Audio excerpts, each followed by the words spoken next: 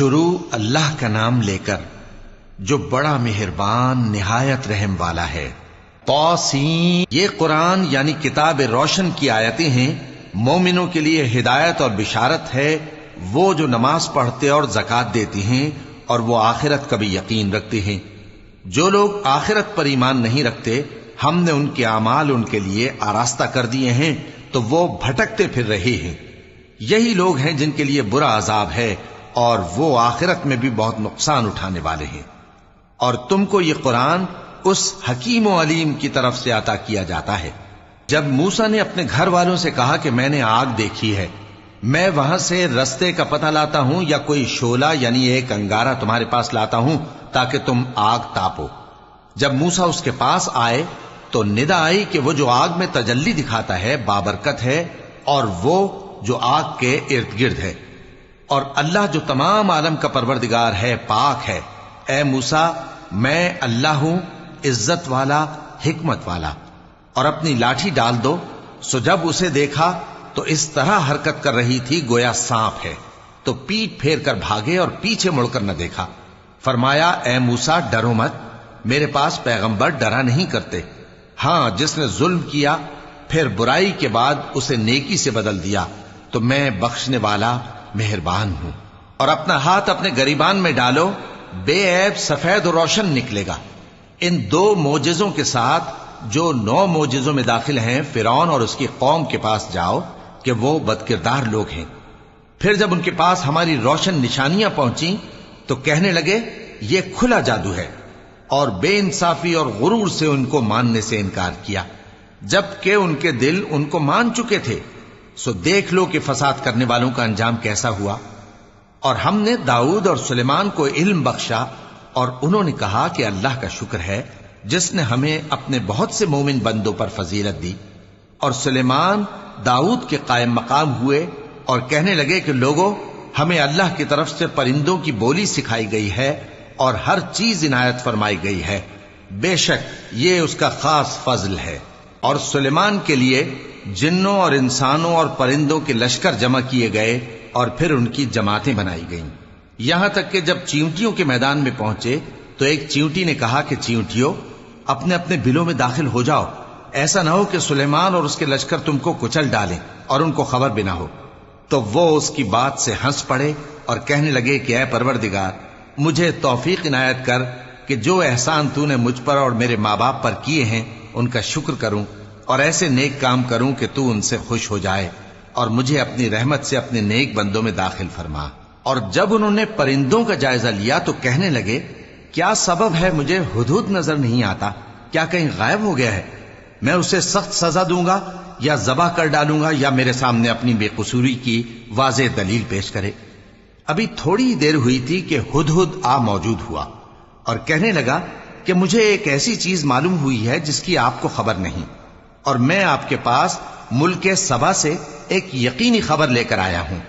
میں نے ایک عورت دیکھی کہ ان لوگوں پر حکومت کرتی ہے اور ہر چیز اسے میسر ہے، اور اس کا ایک شاندار تخت ہے۔ میں نے دیکھا کہ وہ اور اس کی قوم اللہ کو چھوڑ کر آفتاب کو سجدہ کرتے ہیں، اور شیطان نے ان کے اعمال انہیں آراستہ کر دکھائے ہیں اور ان کو رستے سے روک رکھا ہے، پس وہ رستے پر نہیں آتے اور نہیں سمجھتے ہیں کہ اللہ کو جو آسمانوں اور زمین میں چھپی چیزوں کو ظاہر کر دیتا اور تمہارے پوشیدہ اور ظاہر اعمال کو جانتا ہے، کیوں سجدہ نہ کریں؟ اللہ کے سوا کوئی عبادت کے لائق نہیں، وہی عرش عظیم کا مالک ہے۔ سلیمان نے کہا اچھا، ہم دیکھیں گے تو نے سچ کہا ہے یا تو جھوٹا ہے۔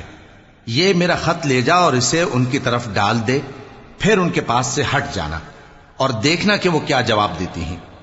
ملکہ نے کہا کہ دربار والو، مجھ تک ایک نامہ گرامی پہنچایا گیا ہے، وہ سلیمان کی طرف سے ہے، اور مضمون یہ ہے کہ شروع اللہ کا نام لے کر جو بڑا مہربان نہایت رحم والا ہے، بعد اس کے یہ کہ مجھ سے سرکشی نہ کرو اور مطیع و فرمانبردار ہو کر میرے پاس چلے آؤ۔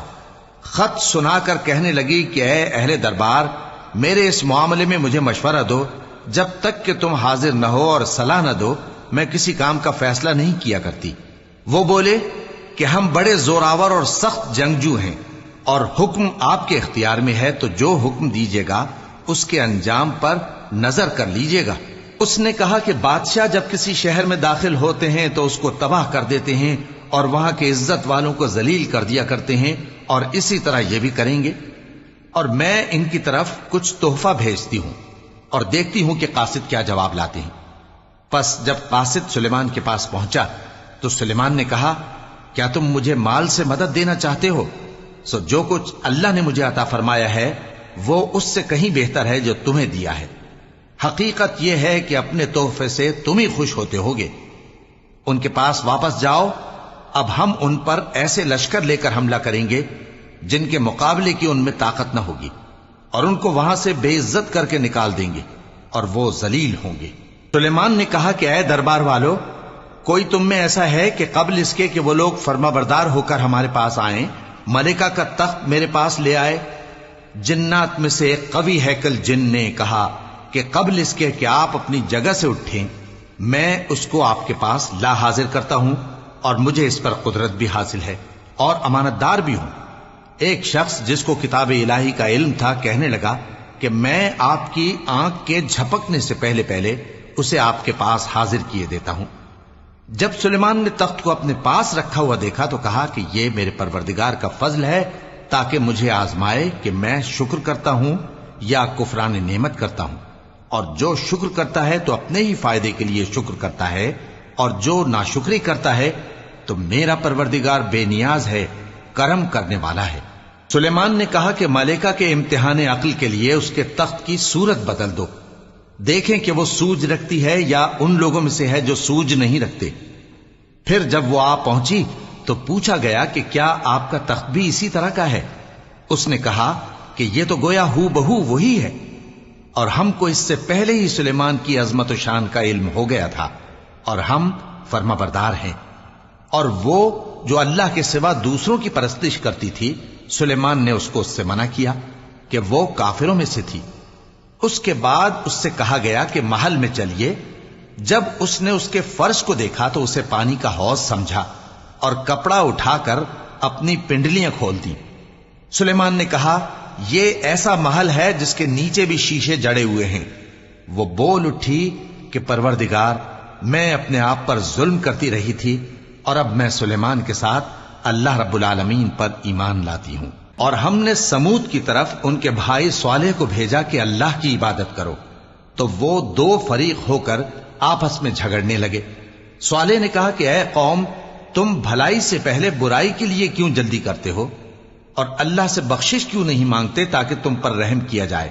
وہ کہنے لگے کہ تم اور تمہارے ساتھی ہمارے لیے برا شگون ہیں۔ صالح نے کہا کہ تمہاری بدشگونی اللہ کے پاس ہے، بلکہ تم ایسے لوگ ہو جن کی آزمائش کی جاتی ہے۔ اور شہر میں 9 شخص تھے جو ملک میں فساد کیا کرتے تھے اور اصلاح سے کام نہیں لیتے تھے۔ کہنے لگے کہ اللہ کی قسم کھاؤ کہ ہم رات کو اس پر اور اس کے گھر والوں پر شبخون ماریں گے، پھر اس کے وارثوں سے کہہ دیں گے کہ ہم تو اس کے گھر والوں کے موقع ہلاکت پر تھے ہی نہیں، اور ہم سچ کہتی ہیں۔ اور وہ ایک چال چلے، اور ہم نے بھی ایک تدبیر کی، اور ان کو کچھ خبر نہ ہوئی۔ تو دیکھ لو کہ ان کی چال کا انجام کیسا ہوا۔ ہم نے ان کو اور ان کی قوم سب کو ہلاک کر ڈالا۔ اب ان کے یہ گھر ان کے ظلم کے سبب تلپٹ پڑے ہیں۔ جو لوگ علم رکھتے ہیں ان کے لیے اس میں نشانی ہے، اور جو لوگ ایمان لائے اور ڈرتے تھے ان کو ہم نے نجات دی۔ اور لوط کو یاد کرو جب انہوں نے اپنی قوم سے کہا کہ تم بے حیائی کے کام کیوں کرتے ہو جبکہ تم دیکھتے ہو؟ کیا تم عورتوں کو چھوڑ کر لذت حاصل کرنے کے لیے مردوں کی طرف مائل ہوتے ہو؟ حقیقت یہ ہے کہ تم احمق لوگ ہو۔ تو ان کی قوم کے لوگ بولے تو یہ بولے، اور اس کے سوا ان کا کچھ جواب نہ تھا کہ لوط کے گھر والوں کو اپنے شہر سے نکال دو، یہ لوگ پاک بننا چاہتے ہیں۔ تو ہم نے ان کو اور ان کے گھر والوں کو نجات دی، مگر ان کی بیوی کہ اس کی نسبت ہم نے مقرر کر رکھا تھا کہ وہ پیچھے رہنے والوں میں ہوگی۔ اور ہم نے ان پر مے برسایا، سو جو مے ان لوگوں پر برسا جن کو متنبع کر دیا گیا تھا برا تھا۔ کہہ دو کہ سب تعریف اللہ ہی کے لیے ہے، اور اس کے ان بندوں پر سلام ہے جس کو اس نے منتخب فرمایا۔ بھلا اللہ بہتر ہے یا وہ جن کو یہ اس کا شریک بناتے ہیں؟ بھلا کس نے آسمانوں اور زمین کو پیدا کیا، اور کس نے تمہارے لیے آسمان سے پانی برسایا؟ پھر ہم نے اس سے سرسبز باغ اگائے، تمہارا کام تو نہ تھا کہ تم ان کے درختوں کو اگاتے، تو کیا اللہ کے ساتھ کوئی اور بھی معبود ہے؟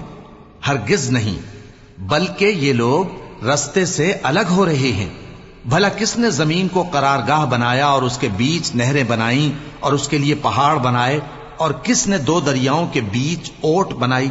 یہ سب کچھ اللہ نے بنایا، تو کیا اللہ کے ساتھ کوئی اور معبود بھی ہے؟ ہرگز نہیں، بلکہ ان میں اکثر علم نہیں رکھتے۔ بھلا کون بے قرار کی التجا قبول کرتا ہے جب وہ اس سے دعا کرتا ہے، اور کون اس کی تکلیف کو دور کرتا ہے، اور کون تم کو زمین میں اگلوں کا جانشین بناتا ہے؟ یہ سب کچھ اللہ کرتا ہے، تو کیا اللہ کے ساتھ کوئی اور معبود بھی ہے؟ ہرگز نہیں، مگر تم بہت کم غور کرتے ہو۔ بھلا کون تم کو جنگل اور دریا کے اندھیروں میں رستہ بتاتا، اور کون ہواؤں کو اپنی رحمت کے آگے خوشخبری بنا کر بھیجتا ہے؟ یہ سب کچھ اللہ کرتا ہے، تو کیا اللہ کے ساتھ کوئی اور معبود بھی ہے؟ ہرگز نہیں۔ یہ لوگ جو شرک کرتے ہیں، اللہ کی شان اس سے بلند ہے۔ بھلا کون خلقت کو پہلی بار پیدا کرتا پھر اس کو دوبارہ پیدا کرے گا؟ اور کون تم کو آسمان اور زمین سے رزق دیتا ہے؟ یہ سب کچھ اللہ کرتا ہے، تو کیا اللہ کے ساتھ کوئی اور معبود بھی ہے؟ ہرگز نہیں۔ کہہ دو کہ مشرکو، اگر تم سچے ہو تو دلیل پیش کرو۔ کہہ دو کہ جو لوگ آسمانوں اور زمین میں ہیں اللہ کے سوا غیب کی باتیں نہیں جانتے، اور نہ یہ جانتے ہیں کہ کب زندہ کر کے اٹھائے جائیں گے، بلکہ آخرت کے بارے میں ان کا علم ختم ہو چکا ہے، بلکہ یہ اس کی طرف سے شک میں ہیں، بلکہ یہ اس سے اندھے ہو رہے ہیں۔ اور جو لوگ کافر ہیں کہتے ہیں کہ جب ہم اور ہمارے باپ دادا مٹی ہو جائیں گے تو کیا ہم پھر قبروں سے نکالے جائیں گے؟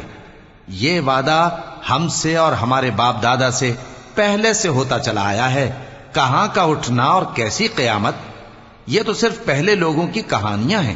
کہہ دو کہ ملک میں چلو پھرو، پھر دیکھو کہ گناہگاروں کا انجام کیا ہوا ہے، اور ان کے حال پر غم نہ کرنا، اور نہ ان چالوں سے جو یہ کر رہے ہیں تنگ دل ہونا۔ اور کہتے ہیں کہ اگر تم سچے ہو تو یہ وعدہ کب پورا ہوگا؟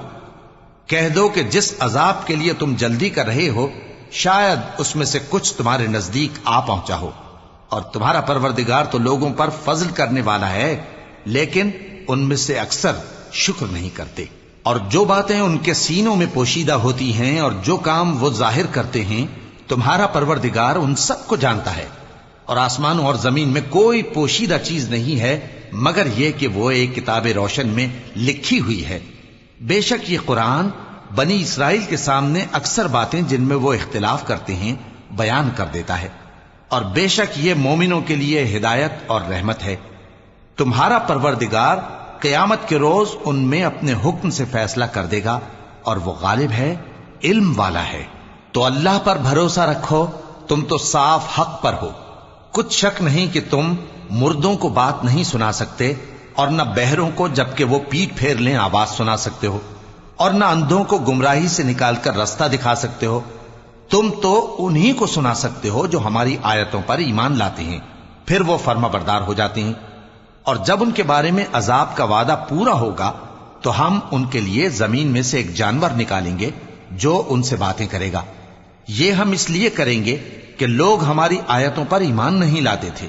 اور جس روز ہم ہر امت میں سے ایک بڑے گروہ کو جمع کریں گے جو ہماری آیتوں کی تکذیب کرتے تھے، پھر ان کی جماعت بندی کی جائے گی، یہاں تک کہ جب سب آ جائیں گے تو اللہ فرمائے گا کہ کیا تم نے میری آیتوں کو جھٹلا دیا تھا، حالانکہ تم نے اپنے علم سے ان کا احاطہ تو کیا ہی نہ تھا؟ بھلا تم کیا کرتے رہتے تھے؟ اور ان کے ظلم کے سبب ان کے حق میں وعدہ عذاب پورا ہو کر رہے گا تو وہ بول بھی نہ سکیں گے۔ کیا انہوں نے نہیں دیکھا کہ ہم نے رات کو اس لیے بنایا ہے کہ اس میں آرام کریں، اور دن کو روشن بنایا ہے کہ اس میں کام کریں؟ بے شک اس میں مومن لوگوں کے لیے نشانیاں ہیں۔ اور جس روز سور پھونکا جائے گا تو جو لوگ آسمانوں میں اور جو زمین میں ہیں سب گھبرا اٹھیں گے، مگر وہ جسے اللہ چاہے، اور سب اس کے پاس عاجز ہو کر چلے آئیں گے۔ اور تم پہاڑوں کو دیکھتے ہو تو خیال کرتے ہو کہ مضبوط جمے ہوئے ہیں، مگر وہ اس روز اس طرح اڑتے پھریں گے جیسے بادل۔